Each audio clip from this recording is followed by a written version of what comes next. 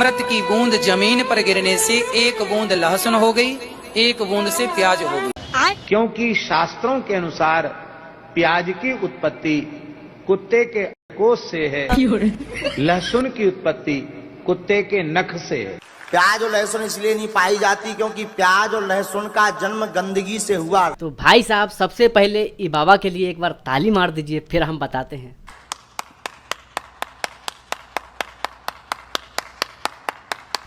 बस हो गया, इतना भी लंबा ताली नहीं मारिए।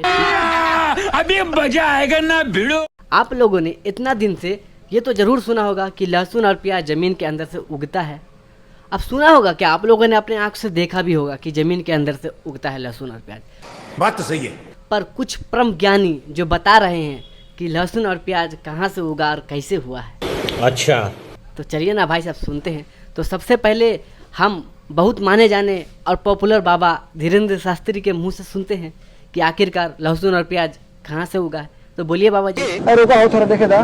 प्याज और लहसुन में दोष का है, वो जमीन में उगता है, जैसे आलू उगते हैं, मूली उगता है, वैसे ही। You are a good question. तो हमारे जो भाव दूर करें। भाई साहब अब धीरेन्द्र शास्त्री के मुंह से ही सुनते हैं कि जवाब क्या आता है। प्याज और लहसुन इसलिए नहीं पाई जाती क्योंकि प्याज और लहसुन का जन्म गंदगी से हुआ, राक्षस के मल से हुआ। तो सुन लिया ना भाई साहब, इनके कहने का मतलब है कि प्याज और लहसुन का जन्म जो है ना गंदगी से हुआ, राक्षस के मल से हुआ, इसलिए वो गंदग, उससे दुर्गंध बहुत आती है। तुमने देखा होगा दुर्गंध आती है। तो बाबा जी अगर मूली खा के कोई अगर ढेर से मार दे तो सोचिए क्या होगा। तो उसके बारे में भी कुछ बोल देते हैं। ब्राह्मण चला जाए तो उसका ब्रह्मतेज नष्ट हो जाता है। अरे कहना क्या चाहते हो? क्योंकि शास्त्रों के अनुसार प्याज की उत्पत्ति कुत्ते के कोष से है और लहसुन की उत्पत्ति कुत्ते के नख से है। अब दो परम ज्ञानियों का दिव्य ज्ञान आपस में टकराने लगा। एक बोल रहा है कि राक्षस के मल से है और एक बोल रहा है कि प्याज की उत्पत्ति कुत्ते के कोष से और लहसुन की उत्पत्ति कुत्ते के नख से है। ये दोनों परम ज्ञानी के बाद एक और परम ज्ञानी का एंट्री हुआ जिसका नाम है अनिरुद्धाचार्य महाराज जी। तो जरा इनके भी मुंह से सुन लीजिए कि आखिरकार प्याज और लहसुन की उत्पत्ति कैसे हुआ। क्योंकि लहसुन प्याज का भोग भगवानों को इसलिए नहीं लगता क्योंकि जब राहु ने समुद्र मंथन का अमृत पिया तो राहु ने पिया तो भगवान ने उसका काट दिया, तो उसके एक बूंद तो अंदर चली गई जिसको केतु कह दिए, पर दो बूंद और थी जो जमीन में गिर गई, तो एक बूंद लहसुन बन गई, एक बूंद प्याज बन गई। भाई साहब इन तीनों में अनिरुद्धाचार्य महाराज जी सबसे ज्यादा स्मार्ट निकले। क्या बात कर रहे हैं? बीच का रास्ता अपनाया। अरे कहना क्या चाहते हो? समुद्र मंथन की कहानी तो सुनाई लेकिन लहसुन और प्याज को अमृत भी बता दिया। चलिए सुनते हैं। है तो ये अमृत औषधि है बहुत बड़ी, आयुर्वेद से अमृत कहता है। क्या बात कर रहे हैं? कोशिश करिए कि लहसुन प्याज दवाई के तौर पे तो उपयोग करिए। सर्दी आवे तो जरूर लहसुन बच्चों को खिलाइए। आप कहाँ थे ज्ञानी बाबा? सर्दियों में आप लहसुन खाइए भूंज करके, ताकि आपके शरीर में गर्माहट बनी रहे। बच्चों को बीमारी से, सर्दी इत्यादि से बचाना है। भाई साहब सुन लिए ना। करो हाथ जोड़ के मैं मोदी साहब से गुजारिश करता हूँ। और अभी खत्म नहीं हुआ है, एक और दिव्य ज्ञानी है, ये तो बड़ी खतरनाक निकला।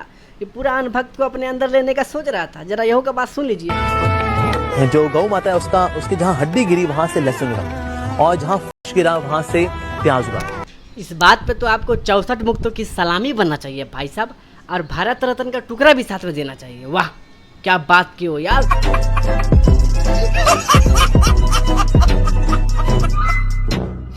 तो भाई साहब जितना बाबा है इस सब में आप ही बताइए ना कि कौन बाबा ज्ञानी है। हमको नहीं पता। हम तो बचपन से सुनते और देखते आ रहे हैं कि प्याज जो है जमीन के अंदर से निकल रहा है। बात तो सही है। और हमको एक बात नहीं समझ में आ रहा है कि बाबा जी जो चीज़ खाने का होता है उसे आप लोग मना कर देते हो, और जो चीज़ खाने का नहीं होता है उसको बोलते हो खाने के लिए। जैसे गोबर को देखो भाई साहब, उतना खाने का नहीं है, फिर भी अनभक्त लोग को खिला देता है। पता है क्यों? क्योंकि भाई साहब उसके दिमाग में जाए। अब बाबा जी जो बोले एक बार में समझ जाए। बाबा की बात उल्टा सीधा जो समझाए एक बार में समझ में आना चाहिए, काहे कि सबके दिमाग में जो है ना भाई साहब 1 चम्मच का असर रहता है। ये देखिए 1 चम्मच गोबर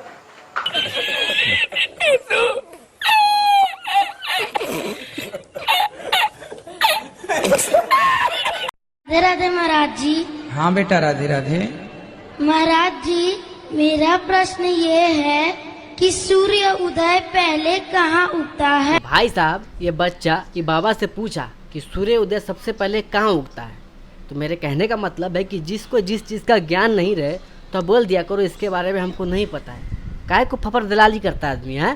तो जरा सुनिए महाराज जी का ज्ञान। सूर्योदय सबसे पहले हमारे भारत में। अरे महाराज जी, वो नहीं पूछ रहे हैं, वो ये बोल रहे हैं कि सूर्य उदय पूरी दुनिया में सबसे पहले कहाँ उगता है। भारत में हम आपको बता दें सबसे पहला सूर्योदय कहाँ होता है। हम एक बार गए थे इस तरफ ना। बाबा जी नहीं मालूम है तब बोल दीजिए नहीं मालूम है तो कहा इस तरफ किस तरफ मुझे नहीं पता है, मुझसे मत पूछो ना। आसाम के आगे भी कुछ है, उसके आगे क्या है हमको नहीं पता। मणिपुर के आगे क्या है हमको कुछ नहीं पता। हम उस तरफ नागालैंड गए थे। हम बहुत तेज हो रहा है। हम नागालैंड गए थे। नागालैंड भारत की ही धरती है। नागालैंड वहाँ गए तो सवेरे 4:30 बजे देखा तो दिन था। तो भाई साहब, बाबा का बात सुन लिए ना। नागालैंड गए थे, वहाँ 4:30 बजे दिन था। जरा आगे भी सुनिए। 4:45 बजे। इसलिए उस तरफ सबसे पहला सूर्योदय होता है। महाराज जी, बल्कि गूगल में सर्च करने से बताता है कि जापान में पहले सूर्य उदय होता है। करवा लिए बेइज्जती। हम आपको 50 बार समझाए हैं कि जिस चीज़ का ज्ञान न रहा करे वो ज्ञान न दिया करो। हो गया ना बेइज्जती? ठीक है भाई, मतलब बजाइए, म्यूजिक बजाइए।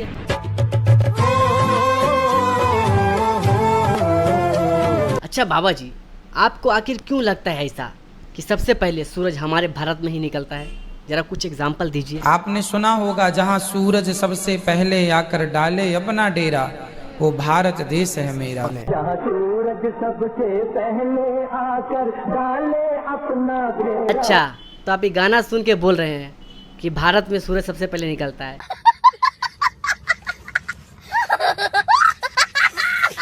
अब बाबा जी, अरीबा लगाना के ऊपर क्या कहिएगा? 10 नहीं 20 न 1000 लीजिए।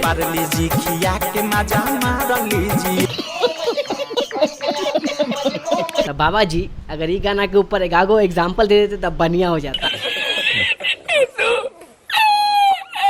तो भाई सब देखो, हमरे कहने का मतलब बस इतना है। हमरे वीडियो बनाने का मकसद बस इतना ही रहता है कि ये जो अनभक्त जो है, जो समझता नहीं है, उसके लिए हम वीडियो बनाते हैं कि ताकि समझदार बन लो। ये गोबर उबर से दूर जाओ, अपने काम धाम पे ध्यान दो, ये सब के चक्कर में ना पड़ो।